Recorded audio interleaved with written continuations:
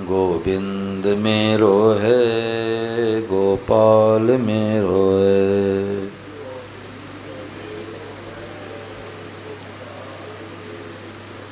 श्री बांके बिहारी नंद लाल मेरो है।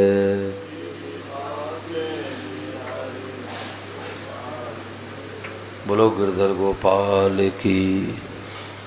राम राम राम राम राम राम राम राम राम। सबको राम जी राम। भगवते नमः, भगवते नमः, भगवते नमः। आज स्वामी महाराज जी से किसी साधक ने प्रश्न किया कि मन बहुत चंचल है, तो चंचल मन के ऊपर बुद्धि का नियंत्रण कैसे हो। ये प्रश्न आया कि हमारा मन बहुत चंचल है, चंचल मन के ऊपर बुद्धि का नियंत्रण कैसे हो। तो स्वामी महाराज ने उत्तर दिया कि आप एक लक्ष्य बनाओ, एक उद्देश्य बनाओ कि हमें जन्म में भगवान की प्राप्ति ही करनी है। जैसे कोई आदमी घर से बाहर निकल जाए और चौराहे पर जा कर के किसी से रास्ता पूछे कि हमें रास्ता बताओ। बोले कहाँ जाओगे? बोले कहीं का बता दो। तो क्या कहेगा अशोक जी? फिर कहीं चले जाओ। जब आपका एक लक्ष्य निर्धारित नहीं हुआ है कि पूरब में जाना है कि पश्चिम में जाना है कि उत्तर में जाना है दक्षिण में जाना है, तो कहीं चले जाओ। तो महाराज जी ने कहा कि हम लोग बिना लक्ष्य के जी रहे हैं। और लक्ष्य क्या मानते हैं कि खूब रुपया हो जाए, बढ़िया कार हो जाए, बढ़िया मकान हो जाए, बेटा बेटी नौकरी व्यापार करने लगे, इतना ही लक्ष्य समझते हैं। तो इतना काम तो पशु पक्षी भी करते हैं। आहार, भय, संतान उत्पत्ति करना, निद्रा लेना, ये पशु पक्षी भी करते हैं। जैसे हम लोग बढ़िया बढ़िया भोजन करके राजी होते हैं, तो पशु पक्षी अपना चारा खा के राजी होते हैं। जैसे अन्य जीव जंतु मरने से डरते हैं, ऐसे मनुष्य भी डरता है। जैसे मनुष्य बाल बच्चे पैदा करते, ऐसे पशु पक्षी बाल बच्चा पैदा करते हैं। जैसे गद्दे पर सो करके नींद में आराम का अनुभव करते हैं, ऐसे पशु पक्षी अपने बाड़े में, घोंसले में, नींद में उतने आनंद की अनुभूति करते हैं। तो चार चीज़ें तो पशु पक्षी मनुष्य सबके अंदर है, परंतु जो पांचवा चीज विवेक है केवल मनुष्य के अंदर है। मनुष्य के अंदर कितना विवेक है कि हाथी को अपने बस में कर ले, सिंह को अपने बस में कर ले, इतना बड़ा जानवर ऊंट को अपने बस में कर ले। इतने ने भगवान को अपने बस में कर ले। ऐसी योग्यता, इतना विवेक भगवान ने मनुष्य को दे करके भेजा है। और मनुष्य कितना नीचे उतर जाता है कि दुखी होकर आत्महत्या भी कर लेता है और दुर्गति में चला जाता है।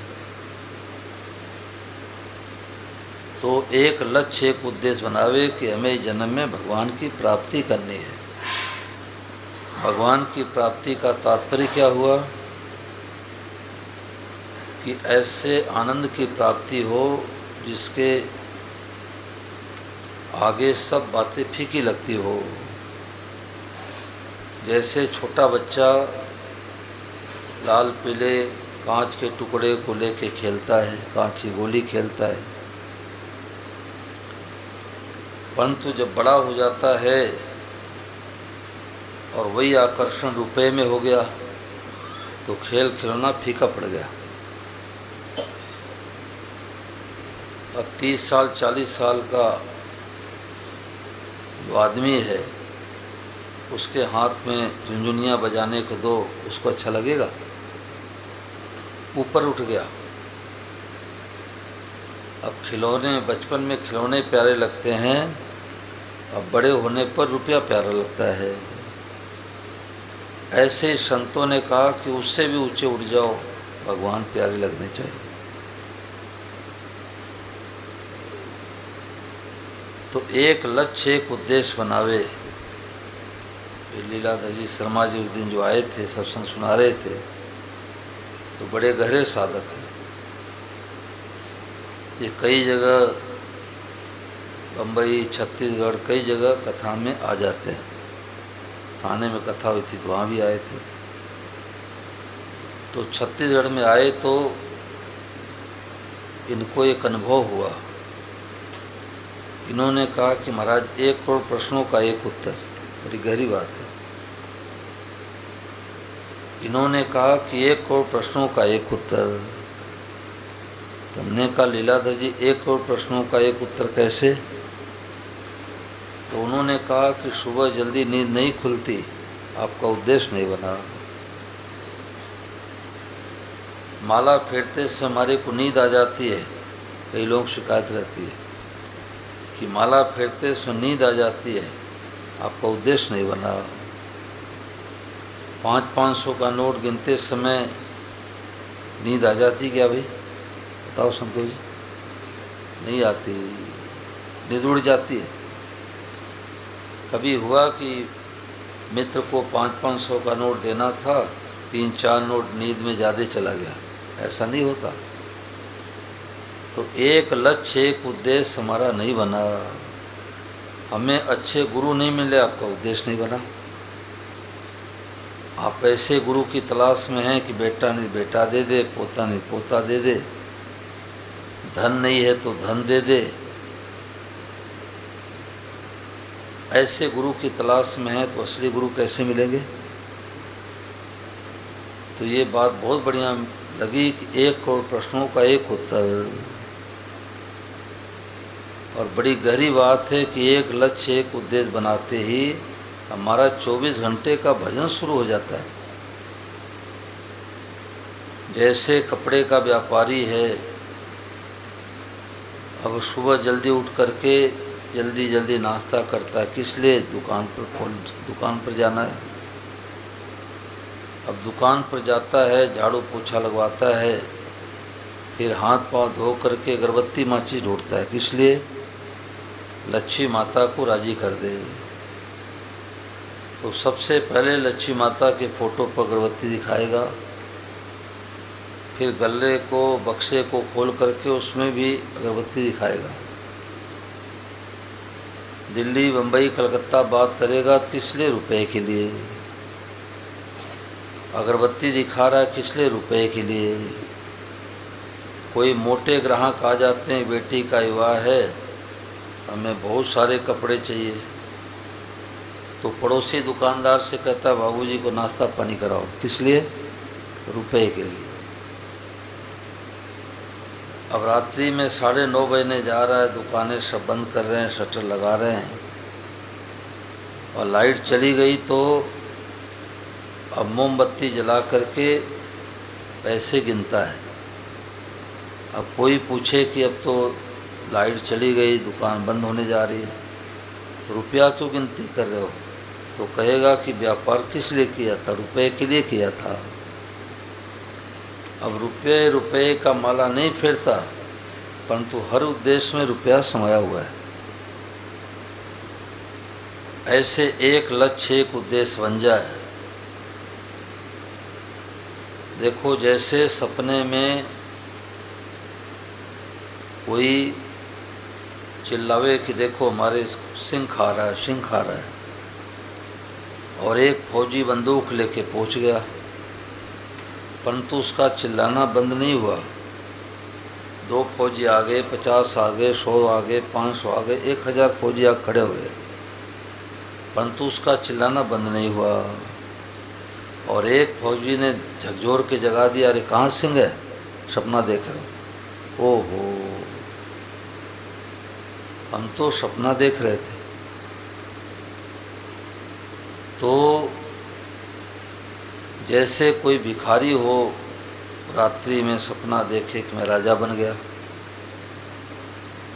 तो बहुत राजी होता है, परंतु आँख खुलते ही भिखारी का भिखारी रह जाएगा।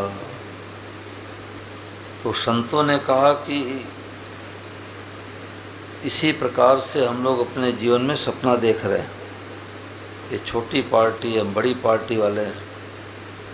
इसके 1 मकान नहीं, हमारे 3 मकान है। इसके 1 प्लाट नहीं, हमारे 5 प्लाट है। इसके 1 बेटा बेटी नहीं, हमारे 4 बेटा बेटी है। तो ये सब सपना देख रहे हैं। तो संतों ने कहा कि रात्रि का सपना तो आँख खुलते ही गायब,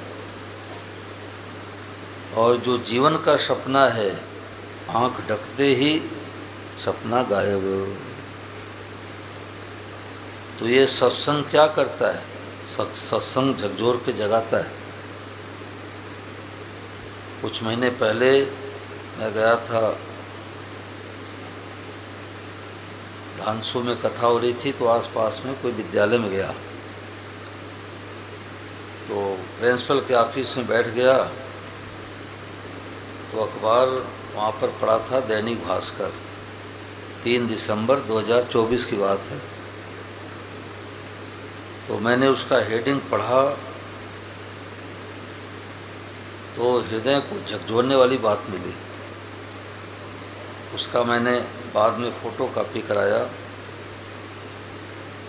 पेपर में भी आया होगा।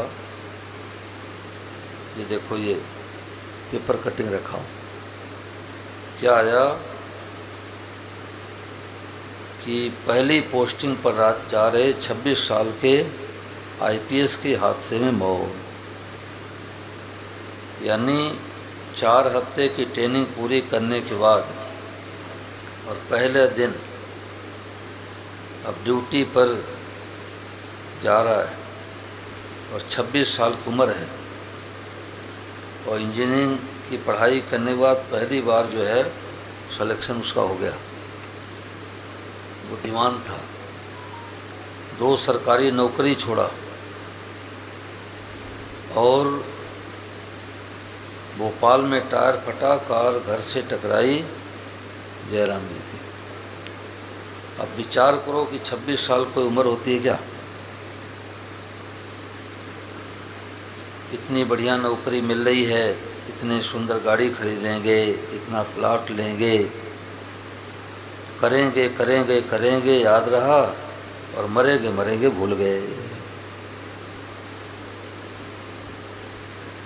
अरे कम से कम 1-2 साल तो नौकरी कर लेता पहले दिन। बहुत कच्चा मामला है। अभी देखो, मेडिकल छात्रों के ऊपर हवाई जहाज गिरा, सब 22, 23, 24 साल के रहे होंगे। तो यमराज ने ये भी नहीं सोचा कम से कम भोजन तो कर लेने दो। बहुत कच्चा मामला है। तो संतों ने कहा कि 2 बातन को भूल मत जो चाहे कल्याण, नारायण एक मौत को दूजे श्री भगवान। 2 को हम भूले हुए इसलिए गफलत में जी रहे। ये ड्रिंक कैडी मैरी, खाओ पियो मौज करो। एक तो मौत को भूल गए, एक भगवान को भूल गए। जितने लोग बैठे हैं सबका अनुभव है कि अपने से बड़े वाले कई चले गए, सबका अनुभव है। अपने से बराबर उम्र वाले भी चले गए और अपने से छोटे भी चले गए। चलो, बड़े गए तो गए, बराबर उम्र वाले गए तो गए, छोटे क्यों चले गए भाई? यहाँ की ये रीति रिवाज है, यहाँ की ये रीति रिवाज है। कोई आज गया, कोई काल गया, कोई जावन हार तैयार खड़ा, नई कायम यहाँ मुकाम रहा, चिरकाल से ही रिवाज रही। फतेहाबाद में कोई होटल के मालिक थे, तो सीसीटीवी कैमरा से मोबाइल में डाला होगा। तो बढ़िया वीआईपी घूमने वाली कुर्सी बैठ के रुपए का लेन देन कर रहे हैं और ग्राहक नोट पकड़ा रहा है, ऐसे हाथ बढ़ा रहे हैं और साइलेंट हार्ट अटैक। आजकल नई नई बीमारियां हैं, साइलेंट हार्ट अटैक, कोई हल्ला गुल्ला नहीं। तो अब विचार करो कि कितना क्या उद्देश्य रहा होगा कि ये तो छोटा होटल है, बड़ा बनाएंगे, इतना प्लाट लेंगे। कल एक सज्जन कमरे में आए थे तो कह रहे थे छोटे वाले बेटे की तो बढ़िया नौकरी लग गई, अब बड़े वाले बेटे की लग जाए। तो लोग सोचते हैं कि बस बेटा बेटी विवाह कर ले फिर भगवान का भजन ही करेंगे, थोड़ा काम बढ़िया चलने लग जाए तो फिर वृंदावन में जाके वास करेंगे। तो संतों ने कहा कि ये खटपट चलती रहेगी, इसी खटपट में काम बना लो। कुछ बकरियां चल रही थी खेत में, तो पहले के ज़माने में बैलों से पानी निकालते थे रहट से, तो खट खट खट की आवाज़ आ रही थी। तो सब बकरियों ने पानी पिया, एक बकरी ने सोचा ये खट खट बंद हो जाए तब पानी पीवे, और जब खट खट बंद हो गया तो पानी बंद हो गया। ऐसे संतों ने कहा इस खटपट में काम बना लो तो बना लो, और नहीं तो कब किसका नंबर आ जाए कुछ पता नहीं है। अब विद्यार्थियों ने कभी सोचा भी नहीं होगा कि ऐसे दुर्घटना में जाएंगे। अब कच्चे हो आप, सत्संग में समय से आना चाहिए। इतनी मारी बातें चली है, अब जीवन में सुनने को तो मिली नहीं, पता नहीं भविष्य मिलेगा नहीं मिलेगा, पक्का होना चाहिए। समय का, महाराज जी ने कहा जो समय का ध्यान नहीं देते किसी क्षेत्र में उन्नति नहीं होती। महाराज जी का नियम था 5 बजे की प्रार्थना बंद होते ही गेट बंद हो जाता था। आज भी है गीता ऋषिकेश में गेट बंद, बाहर वाले बाहर, अंदर वाले अंदर। तो महाराज जी ने क्यों इस तरह से नियम बनाया कि अंत समय आएगा तो 1 मिनट का भी समय नहीं मिलेगा। बोलो मिलेगा क्या? तो ये बटरोही का चावल है, ट्रेन पकड़ने के लिए आधे घंटे पहले स्टेशन पहुंच जाते हैं, 10 मिनट पहले पहुंच जाते हैं, और सत्संग में विलम्ब करके आते हैं। इसका मतलब रुचि नहीं है, लगन नहीं है, कल्याण नहीं होगा। सत्संग में 10 मिनट 5 मिनट पहले पहुंचना चाहिए, तब माना जाता है कि इस व्यक्ति की रुचि है, लगन है। एक बार श्री आनंद जी महाराज, हम और विजयानंद महाराज, नौहर में महाराज जी का सत्संग चल रहा था। तो सुबह प्रार्थना के बाद श्री आनंद महाराज हम लोगों को लेके चले गए घूमने के लिए। तो घूमते घामते सत्संग की चर्चा करते करते बहुत दूर निकल गए। दूर निकल गए तो वापसी में जब आने लगे तो श्री आनंद महाराज तो घड़ी रखते हैं साथ में, बड़े जागरूक, बड़े सावधान साधक हैं। वो तो महाराज जी के रेडियो लगा देंगे, शौचालय से बाहर सुनते रहेंगे, शौचालय में बैठे रहेंगे, और वर्षों तक सुने। तो विलम्ब होने लग गया तो विजय महाराज जी का हाथ पकड़े और सरपट दौड़े, बोले चलो चलो नहीं तो सत्संग छूट जाएगा। तो मैंने सोचा कि वर्षों से सत्संग सुन रहे हैं, 2 बार 3 बार सुन रहे हैं, अगर 10 मिनट लेट पहुँचे तो क्या फ़र्क पड़ेगा। परंतु ये है सत्संग को महत्व देना कि 10 मिनट लेट पहुँचेंगे तो 10 मिनट पता नहीं कौन सी बातें निकल जाए। तो सत्संग को महत्व देना चाहिए। जो सत्संग को महत्व देते हैं उनके जीवन में सत्संग उतर जाता है, और जो कभी सत्संग करते हैं कभी नहीं करते, उनको सत्संग नहीं लगता। आज कोई धार्मिक कार्य करते हैं और उसमें संतोष कर लेते हैं, ये बाधा लग जाती है। साधक को कभी संतोष नहीं करना चाहिए, कभी भी संतोष नहीं करना चाहिए। और आगे बढ़ो, और आगे बढ़ो, और आगे बढ़ो। रुपया कमाने वाला कभी संतोष करता है क्या कि हम करोड़पति बन गए, कारोबार व्यापार सब बंद कर दो? कभी व्यापार नहीं बंद करता। ऐसे साधक को कभी संतोष नहीं करना चाहिए। स्वामी महाराज जी का नियम था कि ट्रेन में कहीं जाते और 5 बज जाता तो सब मिलकर के प्रार्थना करते ट्रेन में ही। हमारे पास महाराज जी का ट्रेन में दिल्ली से बीकानेर जा रहे थे या बीकानेर दिल्ली आ रहे थे तो 5 बजे की प्रार्थना का सत्संग रेडियो बना है। हैदराबाद में महाराज जी कार्यक्रम चल रहा था और कोई रैली आदि निकल रही थी तो लगभग 3 मिनट महाराज जी को कथा स्थल पर पहुंचने में विलम्ब हुआ। 3 मिनट। तो महाराज जी जाके सबसे माफ़ी मांगे कि भाई मैं अपने जीवन में 3 मिनट हार गया। ऐसे महापुरुष हुए। दूसरे होते हैं वो आधे घंटे लेट आते हैं। अब हम जावें, कम लोग बैठे हो, तुम्हारी तो बेइज्जती हो जाएगी। परंतु जो असली साधक होते हैं, प्रवचनकर्ता होते हैं, वो समय से 2 मिनट 5 मिनट पहले पहुंच जाते हैं। अपने यहाँ नियम है। तो स्वामी महाराज जी का समय पर बहुत ध्यान देते थे। 3 बजे प्रातःकाल महाराज जी कमरे में श्री राजेंद्र कुमार धवन जी जाते थे। नियम था वो 5-7 प्रश्न पहले बना लेते कि महाराज जी कल पूछना है। तो 3 बजे से 5 बजे तक महाराज जी पुस्तक लिखवाते थे। ब्रह्म मुहूर्त वेला का समय होता है। तो उन्होंने कहा कि जब महाराज जी कमरे में जाता था तो 3 बजे प्रातःकाल मिलिट्री मैन की तरह बैठे मिलते थे महाराज जी। ऐसे नहीं 100 साल की उम्र है, दिसंबर का महीना है, कंबल उड़ के सो रहे। और 1 मिनट विलम्ब होता तो उन्होंने कहा महाराज जी घड़ी दिखा देते कि 3:01 क्यों हुआ। ऐसे महापुरुषों की बातें मिले, ये कोई मामूली बात है? ये भगवान की बड़ी भारी कृपा है। ऐसी बातें सुनने को नहीं मिलती। तो आज के प्रवचन महाराज जी ने कहा कि एक लक्ष्य, एक उद्देश्य बनाओ कि हमें जन्म में भगवान की प्राप्ति ही करनी है। और भगवान की प्राप्ति किसको कहते हैं?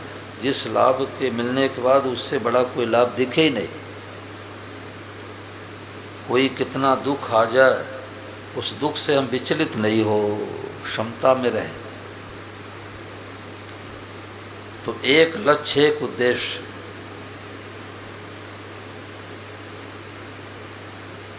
एक लड़का ट्रेन में पानी बेच रहा था, 2 रुपये गिलास पानी, 2 रुपये गिलास पानी ले लो। तो जिनको प्यास लगी थी उन्होंने पिया। तो एक बाबूजी बैठे थे, उन्होंने कहा बेटा मेरे को बहुत प्यास लगी है, 1 रुपये में 1 गिलास पानी दे दे तो मैं 5-6 गिलास पानी पीऊँगा। तो उसने कहा बाबूजी मेरा घर दूर है और यही हमारा रोजी रोजगार है, 1 रुपये में 1 गिलास पानी में नहीं दे सकता। अब वो चला गया दूसरे डिब्बे में बेचने के लिए और 1 घंटे के बाद फिर आया। 1 घंटे के बाद आया, 2 रुपये गिलास पानी ले लो, 2 रुपये गिलास पानी ले लो। तो जिनको प्यास लगी थी उन्होंने पिया। तो बाबूजी फिर बोल बैठे कि बेटा मेरे को बहुत प्यास लगी है, ये भी समय कच्ची है बहन है, 5 बजे की प्रार्थना हो रही है और कितने बजे हैं कि 2 मिनट 6 बजने में बाकी है। अब लाभ कैसे मिलेगा? यही कमी है, यही कमी है। नाच लिया, गा लिया, भजन सुना दिया, इससे कल्याण हो जाएगा? महापुरुषों की बातों को जब तक जीवन नहीं उतारेंगे तब तक कल्याण उद्धार नहीं होगा। राजी हो जाते हैं। तो बाबूजी फिर बोल बैठे कि बेटा मेरे को बहुत प्यास लगी है, 1 रुपये में 1 गिलास पानी दे दे, 5-6 गिलास पानी पी लूँगा। तो लड़के को हंसी आ गई। हंसी आ गई तो बगल वाले बोले कि बेटा तुम्हारे हंसी कैसे आई? बोले बाबूजी को प्यास नहीं लगी है। प्यासा व्यक्ति रेट पूछेगा? प्यासा व्यक्ति पहले पानी पिएगा फिर कहेगा भैया कितना रुपया दूँ। तो एक लक्ष्य, एक उद्देश्य होना चाहिए। और बेटा हो जा, पोता हो जा, मकान हो जा, दुकान हो जा, ये काम चलने लग जाए, फिर हम भजन करेंगे। ऐसे करते करते जयराम जी की।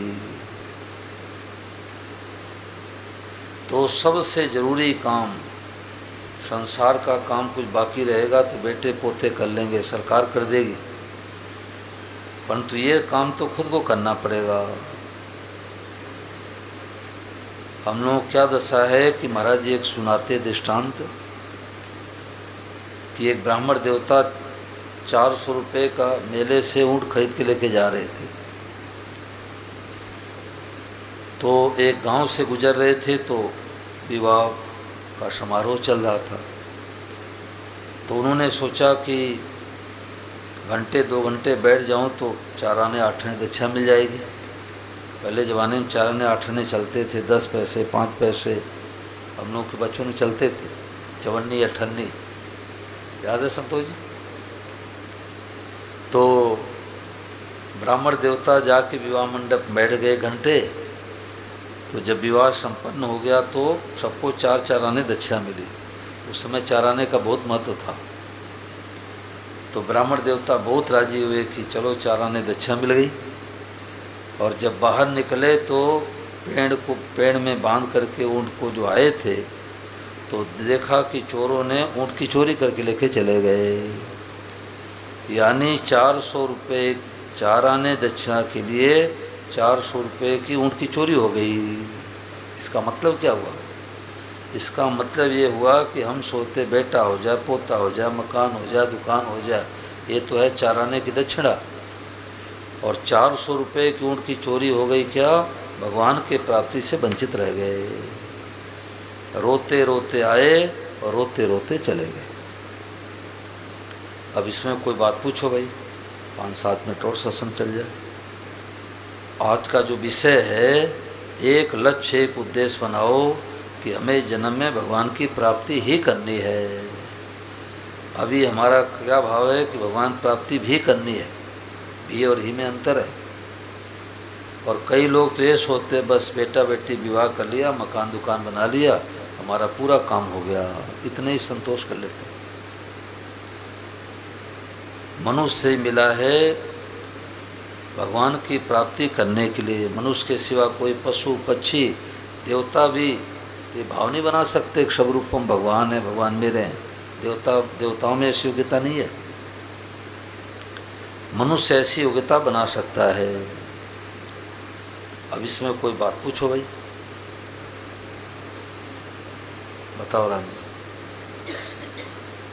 में लड्डू गोपाल है अपनी है, हाँ, लेकिन घरवाली सुधार की, हाँ, एकदम से तो उसका पालन पोषण मुझे करना पड़ रहा है। हाँ, बहुत बढ़िया।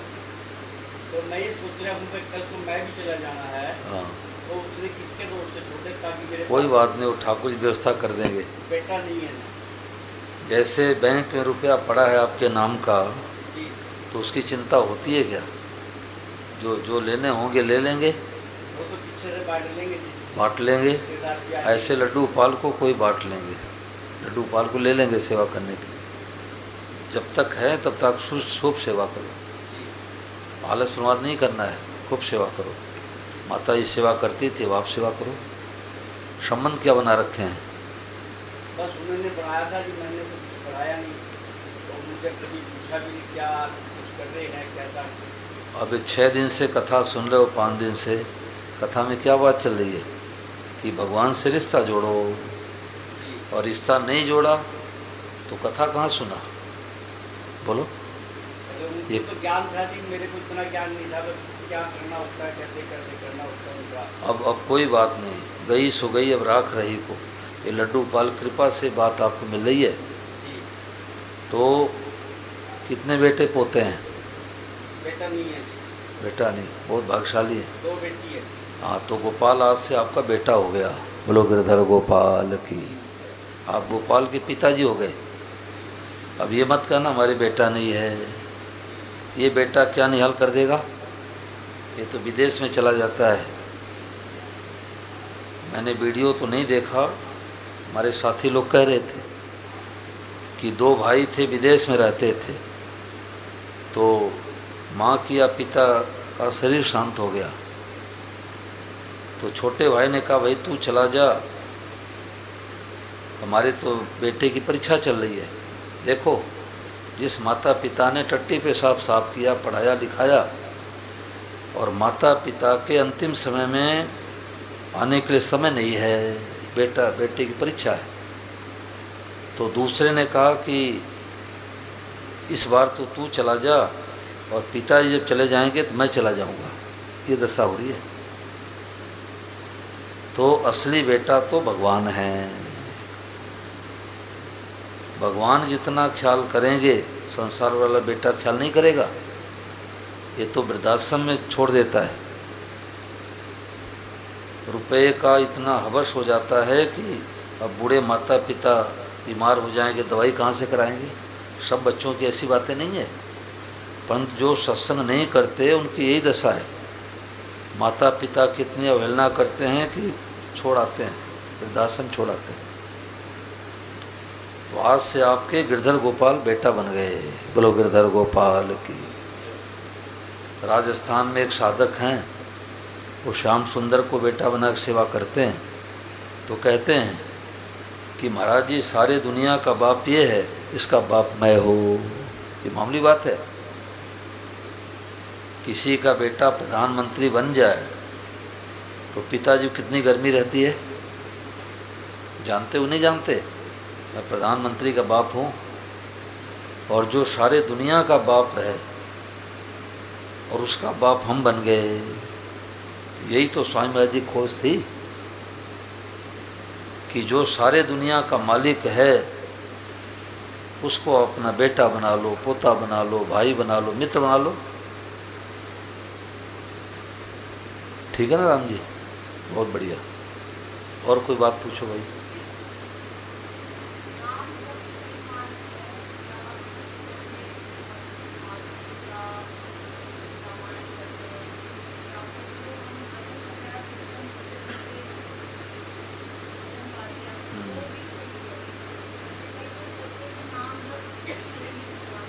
स्वामी महाराज जी के सामने प्रश्न आता था, बहुत बढ़िया बहन का प्रश्न है। महाराज जी के सामने प्रश्न आता कि हम नाम जप करें कि कीर्तन करें कि पुस्तक पढ़े कि भजन कीर्तन करें, क्या करें। तो महाराज जी ने कहा कि भाई आपका मन जिसमें ज़्यादा लगता हो वही साधन करो, किसी कहने मत आओ। आपका मन पुस्तक पढ़ने में लगता है, गीता रामायण तो गीता रामायण पढ़ो। आपका मन नाम जप में लगता है तो नाम जप करो। आपका मन कीर्तन में लगता है तो कीर्तन करो। आपका मन भजन में लगता है तो भजन करो। तो महाराज जी कहते हैं कि भाई नौकरी करे कि व्यापार करे, जिसमें रुपया ज़्यादा आवे वो करो। नौकरी में 50,000 रुपये महीने मिलता है, व्यापार में 1 लाख रुपये मिलता है, तो नौकरी करेगा व्यापार करेगा, व्यापार करेगा। ऐसे आपका मन भगवान में जिसमें ज़्यादा जावे वही करना चाहिए। दूसरे क्या कहते नहीं सुनना है। और बढ़िया है, नाम जप भी करो, कीर्तन भी करो, पुस्तक भी पढ़ो, गीता रामायण पढ़ो, भजन भी करो। अब माताएं भजन कीर्तन तो गा लेती हैं, इधर उधर का भजन गा लेती हैं, परंतु मैं कहता हूँ कि स्वामी महाराज जी की अच्छी अच्छी पुस्तकें आई है। 10 मिनट कीर्तन कर लो, भजन गा लो, फिर महाराज जी की पुस्तक पढ़ करके सुनो। एक पढ़े बाकी सुनो, असली अज्ञान तब मिटेगा। नहीं तो राजी हो जाते हैं कि हमने भजन कीर्तन कर लिया, सुंदरकांड का पाठ कर लिया, राजी हो जाते हैं, उससे असली लाभ नहीं होता।